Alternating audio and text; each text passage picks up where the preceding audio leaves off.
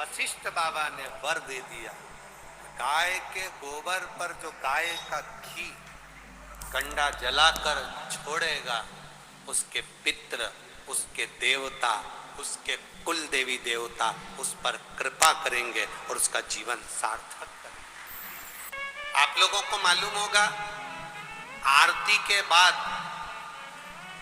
कपूर क्यों जलाया जाता है? जितने लोग कथा सुन रहे हैं बड़े भाव से उत्तर दें। आरती के बाद कपूर क्यों जलाया जाता है? किस लिए? बहुत दिल से सुनोगे वो दिल से देगा। आरती के बाद कपूर क्यों जलाया जाता है? शिव महापुराण की कथा कहती है, आरती होने के बाद मंदिर, देवालय, शिवालय, पूजन, कथा, सत्संग में कपूर जलाने का एक कार्य इसलिए है, कपूर अश्वमेध यज्ञ की पूर्ण आहुति का फल प्रदान करता है और हमें अश्वमेध यज्ञ का फल मिलता है, इसलिए कपूर को आरती के बाद जलाया जाता है। गौ माता को रोटी दी जाती है और कहा जाता है कि पितरों की मुक्ति का उपाय।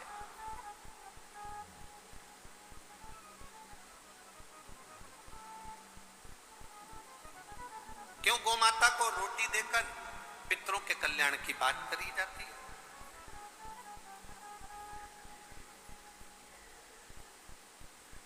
गौ माता को ग्रास देकर पूर्वजों के कल्याण की बात करी जाती है। शिव महापुराण की कथा तो यहां तक कहती है, आपके पास में श्राद्ध करने के लिए कुछ भी नहीं है, 16 श्राद्ध में अगर आपको एक ब्राह्मण को भोजन कराने के लिए धन भी नहीं है, किसी बहन बेटी को देने के लिए कुछ भी नहीं है, अगर 1 रुपया भी आप अन्नदान में नहीं कर सकते हो, तो शिव महापुराण की कथा कहती है, कहीं घास लगी हो, उस घास को हाथ से नोच कर, खींच कर गाय माता के अगर मुख में भी दे दिया जाए तो पितरों को श्राद्ध के बराबर फल प्राप्त।